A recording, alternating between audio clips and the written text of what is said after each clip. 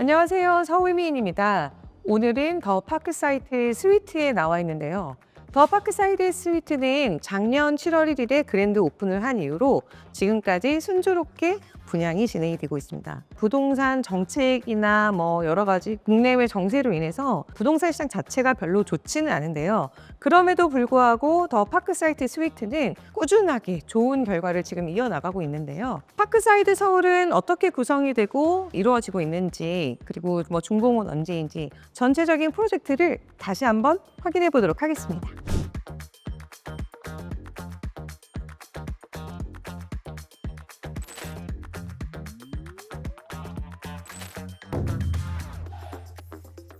지금 관여되어 있는 여러 가지 회사들이 나와 있는데요. 건축 설계는 KPF에서 진행을 했고요. KPF가 건축 설계인데 되게 유명한 회사 아닌가요? 우리나라에서는 시그니엘 시그니를 설계한 네, 회사구나. 곳입니다. 네네. 조경 설계는 JCFO에서 했는데요. 뉴욕의 하이라인 공원 설계한 곳입니다. 하이라인 공원 워낙 유명하죠. 네, 현재 시공은 현대건설에서 맡아서 진행 중입니다. 현대건설은 지금 예전에 일시대인 상지를 넘어서서 독보적으로 지금 하이엔드를 하고 있는 건설사잖아요. 우리나라의 최고의 프로젝트답게 탑 티어의 레벨에 있는 관련 회사들이 전부 다 참여한 걸로 이제 보여지는데요.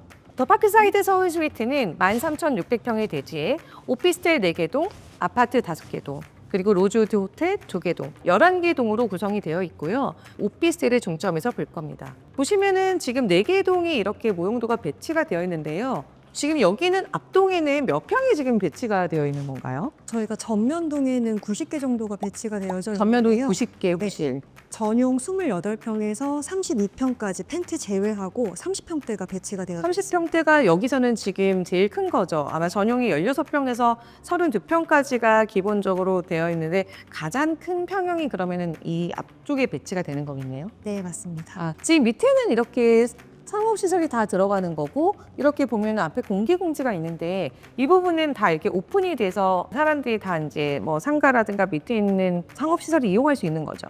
네, 맞습니다. 상업시설이 5,000평 규모로 이어져 있는데요.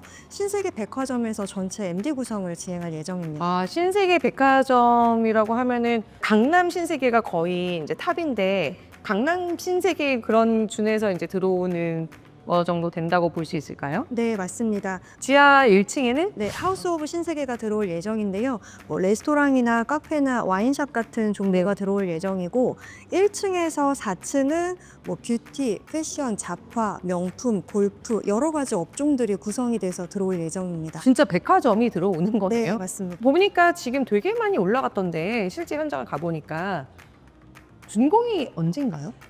내년 6월 예정입니다. 내년 6월이요? 17년 6월 예정.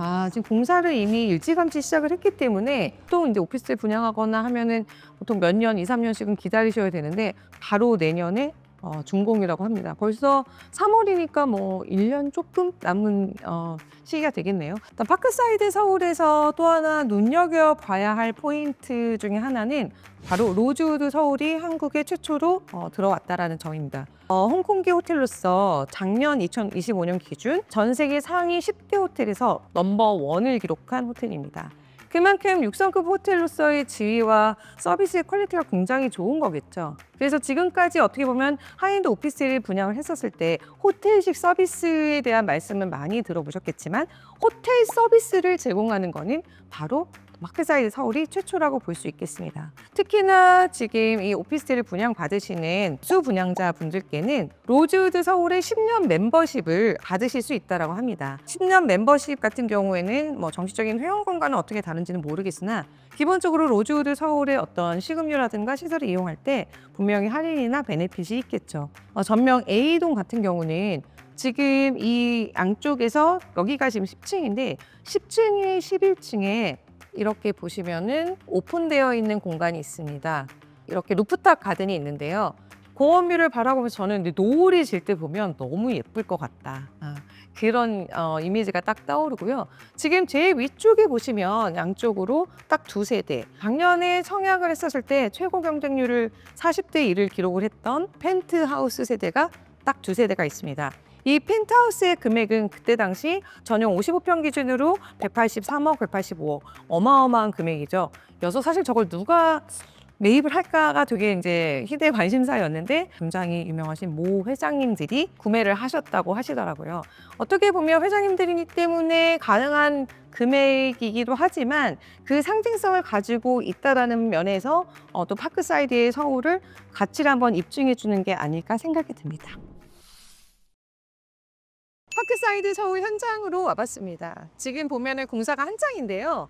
지금 앞에 보이는 쪽이 이제 정문 쪽, 뒤로 돌아가면 이제 로즈우드 호텔이 가까운 쪽이 호문 쪽인데 정문과 호문 쪽을 제가 한번 가보면서 지금 진행 상황은 또 어떤지 말씀드려보도록 하겠습니다.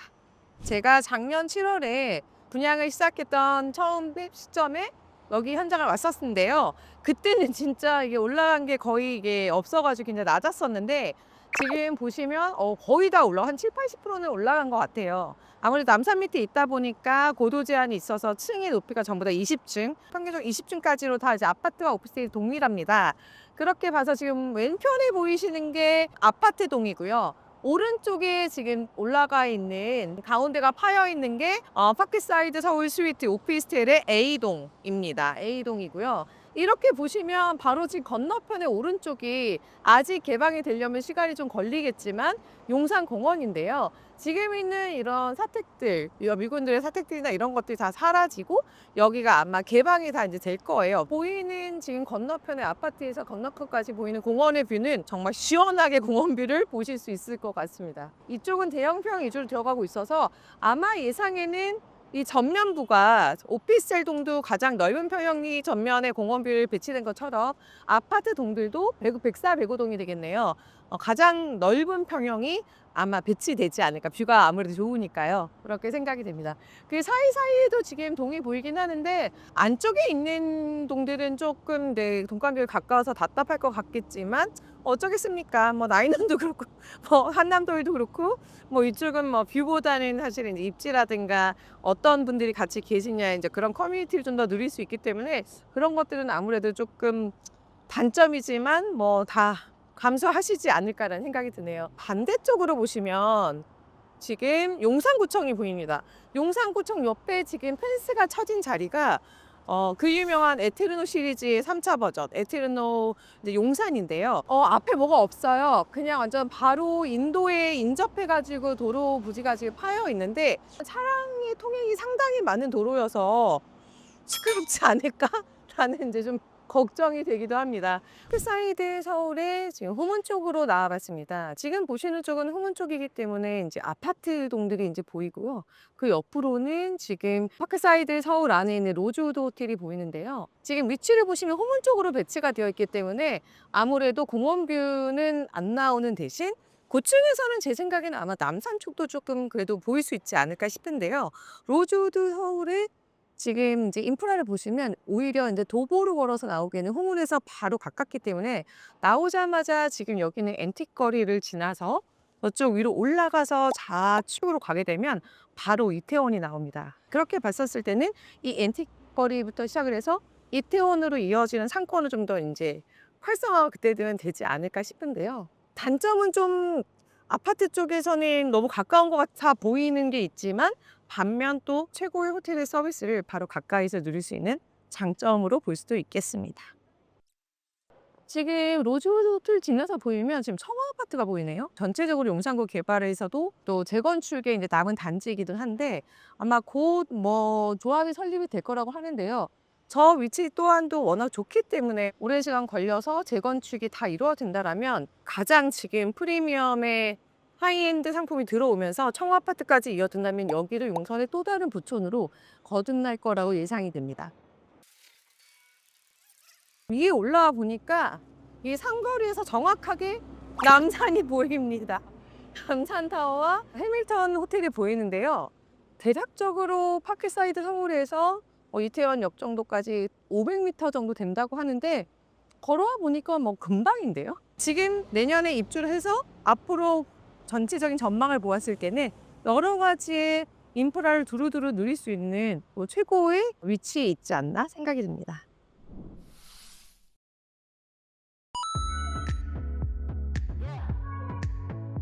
지금 전체적으로 부동산 경기 자체가 안 좋기도 하고 또 정책의 영향을 많이 받아서 아니 그냥 부동산 다 안 좋아 아시잖아요. 그런 상황인데 파크사이드 서울이 순조롭게 지금 그래도 분양이 잘 진행이 되고 있는 이유는 주거용 상품이 아니기 때문입니다. 지금 있는 부동산 정책들은 대부분 아파트, 그냥 거주를 할 수 있는 주거용 상품에 특화돼서 뭐 다주택자 안 된다, 세금에 대한 부분들 강화하고 이런 정책들이 나오고 있는데 사실 그거를 피해가고 있는 게 오피스텔이에요. 왜냐하면 오피스텔은 결국은 사업자를 등록하고 말 그대로 좀 오피스를 겸해서 주거가 아닌 용도로 원래 쓰게 되어 있는 거기 때문에 지금 이 오피스텔은 오히려 주거의 상품이 안 좋다 보니까 오피스텔 쪽으로 다시 돈이 좀 몰리고 있는 상황이거든요. 근데 이걸 사도 된다, 안 돼도 된다라고 생각하는 건 첫 번째, 이 상품은 거의 최저 한 30억대부터 시작을 해서 그러다 보니 일반인들 자체로는 지금 중도금이 무이자가 돼서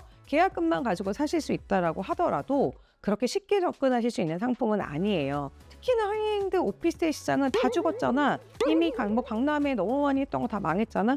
네, 맞습니다. 그러니까 공급이 너무 과잉이 됐고 그것 때문에 고통받는 그때 당시 한창 코로나 때 뭐 20년에서 22년 사이에 엄청나게 많이 공급이 됐었고 그게 이제 23년부터 시작을 해서 지금 곧 마지막일 것 같기는 한데 강남의 갤러리 832가 이제 지금 곧 입주를 앞두고 있어요. 그러니까 23년에서 26년까지 계속 순차적으로 지금 입주를 하고 있어서 공실이라든가 뭐 금액이 못 오르는 부분, 잔금 못 치는 부분들 문제가 많습니다. 근데 이제 그때 당시에 썼던 오피스텔의 특징은 그냥 돈도 많이 풀리고 일단 계약금 평균 20억 정도 잡았을 때 야 10%만 있으면 살 수 있어. 중도금 다 무이자래. 그러니까 되게 장밋빛에 이제 부품금을 안고 막 2개, 3개씩 막 사시면서 그래 2억 넣고 이거 하나, 2억 넣고 이거 하나 입주 때 나는 다 1,000만 원씩 벌 거야. 뭐 다 이렇게 뭐 부자들이 사겠지라고 생각을 했는데 지금 결국은 되게 많이 힘든 상황이 되었잖아요. 근데 그런 오피스텔의 특징들은 다 한 동짜리였습니다. 한 동짜리에 많아봤자 뭐 100세대, 뭐 100 조금 넘는 세대? 이게 뭐 주변에 인프라가 있기보다는 그 당시에 유행했던 모든 뭐 인피니티 풀, 수영장, 뭐 호텔식 서비스 모든 걸 다 때려 넣어서 유행처럼 번졌던 상품들이었기 때문에 경기도 안 좋아지고 금리도 오르고 하면서 실제로는 거의 이루어진 게 없고 그리고 면적 자체가 거의 원룸 정도 전용 한 14평, 15평 그게 이제 너무 많아지니까 한 투룸 정도로 바뀌고 그게 또 이제 그러다 보니까 차별성을 갖는다고 한 이제 50평 정도로 100억대로 키워서 하는 이제 루시아 더리버 같은 상품들까지 그렇게 상품이 진화가 되어 왔는데요. 사실은 뭐 작은 원룸 하나에 1,000만 원씩은 이제 말이 안 되는 거죠. 그러다 보니까 지금은 이러지도 저러지도 못하는 상황인데 파크사이드 서울은 좀 다르기는 합니다. 보수적으로 제 고객들에게는 세컨하우스나 본인이 어찌됐건 실질적으로 사용할 용도가 아니면 저는 처음에는 사지 마시라고 말씀을 드렸었습니다. 워낙 금액이 비싸긴 하지만 계약금을 넣고 중도금 무이자가 된다는 이유 때문에 이거를 내가 레버리지를 활용해서 입주하는 시점에 잔금 다 메꿔가지고 나도 또 그 몇 년 전 옛날처럼 이거를 갭 투자를 해서 나는 돈을 벌어야지라고 그런 접근으로는 절대 안 되는 거고요. 그렇게 해서 초반에 저희 고객분들은 진짜 내가 세컨하우스나 그런 걸로 쓰겠다. 좀 연세가 드신 고객분들은 나 이제 집도 넓고 힘든데 그냥 야 여기 뭐 신세계도 들어오고 뭐 로즈도 들어오고 뭐 위치도 좋고 다 좋으니 차라리 내가 뭐 실버타운 가느니 난 여기에 살겠어. 이렇게 생각을 하셔서 계약을 하신 고객분들도 계세요. 이거를 단순히 임대로만 접근하는 건 전혀 추천드리지 않았는데 지금 파크사이드 서울의 분양률을 보니 약 뭐 50% 가까이 된 것 같아요. 처음에 예상했던 가장 좋은 라인으로 보이는데 공원이 보이는 뷰 쪽, 그 다음에 파크사이드 웨이를 따라가는 안쪽에 있는 그 라인들은 지금 거의 다 소진이 된 상태이긴 합니다. 파크사이드 서울이 지금까지 보여져 왔던 그런 오피스텔과는 다른 형식을 취했기 때문입니다. 첫 번째는 지금까지 못 봤던 아자브다이스 같이 생긴 어떤 그런 엄청난 단지 안에 들어가 있다. 그동안에 보여줬던 하이엔드 오피스텔들은 다 한 개 동짜리였잖아요. 세대수가 많아봤자 100세대, 100세 좀 넘거나 이런 정도였고요. 그랬는데 지금 하고 있는 오피스텔만 해도 파크사이드 서울 스위트 같은 경우에는 775세대입니다. 엄청나게 많죠. 이렇게 많다 보니 그 밑에 커뮤니티도 좋은 거고 로즈도 좋고 복합개발 형식을 취하면서 인프라가 갖춰진 단지 안에 있기 때문에 이렇게 나갈 수 있었다. 왜냐면 그 전에 학습 효과로는 야, 한 개 동짜리는 다 안 되더라. 호텔식 서비스하고 뭐 한다고 해도 되는 거 못 봤어. 그리고 관리비도 너무 비싸. 약간 이제 이런 상황인 거죠. 두 번째는 현재 정책과도 관련이 있습니다. 부동산 정책이 모든 포커스가 주거용, 특히나 아파트, 갭투자, 다주택자 뭐 이런 걸로 세금을 지금 올리고 규제를 강화하는 방향으로 가다 보니 서울 전 지역이 토지거래 허가로 묶여 있고 대출도 안 나오는 상황이라 사실 뭐 일반적인 아파트를 사거나 하기에는 굉장히 어려운 상황이에요. 그러다 보니 이제 돈의 흐름이 그런 정책에서 자유로운 이제 오피스텔인 거죠. 일단 기본적으로 오피스텔은 주거용 상품으로 들어가지는 않습니다. 비주거용으로 분류가 되기 때문에 대출도 가능하고 계약금 10%만 있으면 중도금은 무이자로 진행이 되기 때문에 입주 때까지는 계약금으로만 진행이 될 수 있어서 어떤 자금적인 부분에 있어서의 규제가 좀 덜하다. 파크사이드 서울이 잘 되는 부분이기도 합니다. 돈이 많으신 분들이시겠죠? 근데 예전에 하이엔드 오피스텔을 구매하셨던 분들과는 약간 또 다릅니다. 뭐 예전에 20년, 뭐 21년, 22년 그때 구매하셨던 오피스텔 구매하셨던 분들도 당연히 돈이 많으신 분들이시겠죠? 평균은 20억대였던 것 같은데 그 정도에서 10%만 낸다고 쳐도 계약금으로 일단은 2억은 넘게 내야 되는 거잖아요. 근데 그런 거를 막 2개, 3개, 4개씩 그때는 무슨 쇼핑하듯이 해서 이제 사셨던 분들이 많았어요. 근데 돈이 많다 하시더라도 중도금은 이제 무이자지만 대출 때는 결국 대출을 받거나 그것가 안 된다고 하면 전부 다 잔압으로 내가 20몇 억짜리를 나머지를 그러면은 20억이면 18억을 내가 현금으로 다 동원해서 내셔야 되는데 그때는 그렇지 못한 분들이 많았어요. 그때에 대한 이제 학습 효과도 있기 때문에 아무리 지금 뭐 대출이 나오고 한다고 하더라도 단순한 갭 투자보다는 실거주 중심으로 해서 구매하시는 자산가의 비율이 이제 훨씬 좀 더 높아졌고요. 세컨하우스로 쓴다던가 내가 진짜 사무실로 뭐 쓰겠다던가 아니면 신혼부부로 저희가 살고 싶어요. 뭐 이런 식의 니즈들을 가지고 계신 분들이 훨씬 더 많습니다. 단순하게 옛날처럼 나 이거 40억 주고 샀는데 4억은 냈지만 36억이 없어요. 빨리 갭으로 맞춰주세요. 이런 분들은 없으실 것 같아요. 그게 지금 파크사이드 서울을 구매하신 분들과 예전에 한참 유행일 때 사셨던 분들에 있어서의 차이인 것 같습니다. 또 그렇지는 않습니다. 아무래도 이제 학습 효과도 있고 금액도 워낙 크고 여러 가지 그렇다 보니까 접근 자체가 정말 자산이 있으신 분들이 아니면 쉽지 않다라는 걸 말씀을 드렸던 거고 예전에는 아까도 말씀드린 한 동이었다고 했잖아요. 그러니까 조그만 거의 원룸 만화의 투룸 정도의 작은 면적에 한 동짜리에 뭐 모든 풀도 있다, 뭐도 있다, 호텔 서비스를 한다고 했지만 제대로 되지 않았고 그때는 정말 내가 원투룸에 들어가서 살지는 않잖아요.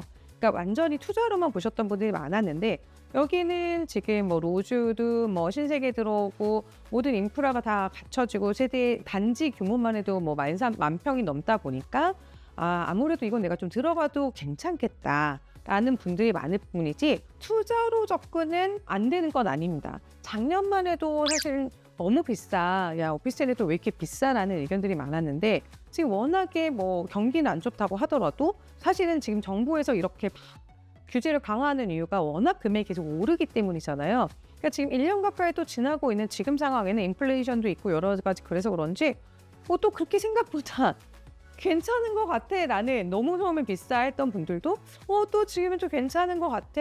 투룸을 기준으로 본다고 했었을 때는 한남더일의 26평 가장 작은데 지금이 그게 그러니까 실사용한 20평 정도 비슷해요. 면적이 비슷한데 그 정도 기준으로 보면 지금 나와 있는 금액이 한 1억, 2억에 한 800 정도. 매매 호가로는 아직 실거래는 그만큼이 아니지만 한 40억에서 한 45억 정도로 지금 올라와 있습니다. 그렇게 봤었을 때 신축인 파크사이드 서울 스위트 같은 경우는 비슷해서 한 40억대 정도의 신축에 그 정도 간다라고 치면 오래된 한남더일의 지금 매매가가 그 정도가 되고 임대 수익률을 봤을 때는 한 800에서 1000만 원 정도 본다고 하면 이제 이 정도 그러니까 더일 26평으로 비교해서 본다고 하면 나쁘지 않을 것 같다. 두 번째는 같은 단지에 들어왔었을 때 이 한남더일 자체가 뭐 60평부터 거의 100평대까지 대형평의 아파트 위주의 26평짜리 동이 3개 동이 있습니다. 물론 이건 아파트로 들어가는데요. 이 소형평 자체가 대단지에서 이제 귀하다 보니까 어떻게 보면 더일의 희소성, 뭐 소형평의 희소성으로 이제 금액이나 이런 것들도 계속 같이 올라간 건데요. 하지만 파크사이드 서울의 스위트 같은 경우에는 실제 사용하겠다는 실거주로 사용하시겠다는 비율이 좀 높다고 말씀드렸잖아요. 그러다 보니까 아무래도 임대로 나오더라도 세대수가 워낙 많긴 해도 좀 그 부담은 적지 않을까. 그리고 말로만 하던 호텔식 서비스가 아니라 진짜 로즈우드에서 실제 운영을 다 하고 모든 인프라 갖춰주다 보니 투자로 보셔도 단기는 아닐 것 같아요. 중장기로 보신다고 하면 나쁘지는 않을 것 같다라는 게 제 개인적인 생각입니다. 뭐 제 말만 듣고 하실 분은 아니시겠지만 뭐 희소가치나 용산의 여러 가지 미래나 복합적으로 봐서 이제 따져보셔야 되는 거고요. 개인의 상황과 자금에 맞게 하지만 절대로 무리해서 하시면 안 된다라는 게 제 생각입니다.